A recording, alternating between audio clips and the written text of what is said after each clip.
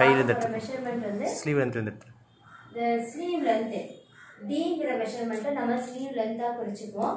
அது பார்த்தீங்கன்னா உங்களுக்கு மெகா ஸ்லீவாக இருக்கலாம், இல்லை ஹாஃப் ஸ்லீவாக இருக்கலாம், இல்லைன்னா 3/4 இருக்கலாம், இல்லைன்னா ஃபுல் ஹேண்டாக இருக்கலாம்.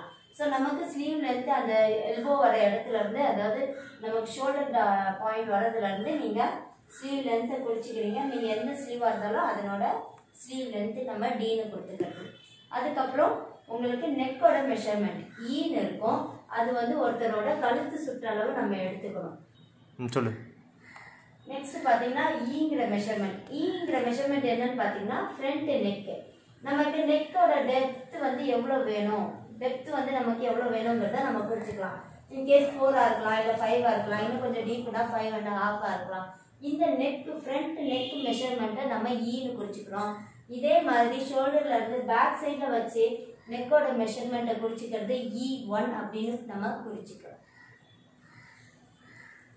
இதுக்கப்புறம் பார்த்தீங்கன்னா உங்களுக்கு அண்டர் கார்மெண்ட்ஸ்லேயும் உங்களுக்கு ஏங்கிறது உயரத்தை தான் குறிக்கும்.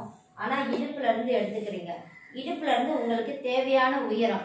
நீங்கள் ஹாஃப் ஸ்கர்ட் போட போகிறீங்களா, ஹாஃபாக எடுத்துக்கிறீங்களா, இல்லை 3/4 ஸ்கர்ட் போடுறீங்களா, அந்த மாதிரி மெஷர்மெண்ட் எடுத்துக்கோங்க. இல்லை ஃபுல் ஸ்கர்ட்னா ஃபுல் ஸ்கர்ட், இல்லை பேண்ட்டுனா பேண்ட்டோட மெஷர்மெண்ட் நீங்கள் ஃபுல்லாக எடுத்துக்கிற அளவு உங்களுக்கு ஏன்னு கொடுத்துக்கிறது.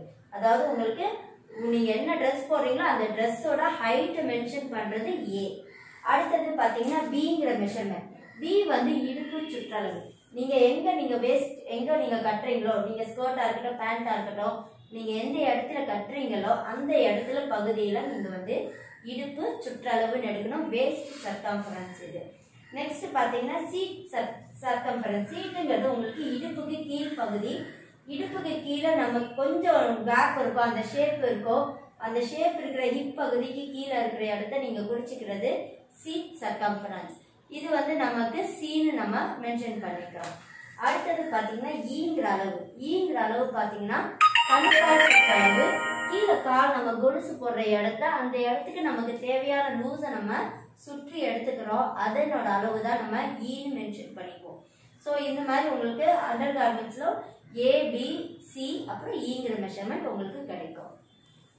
ஓகே.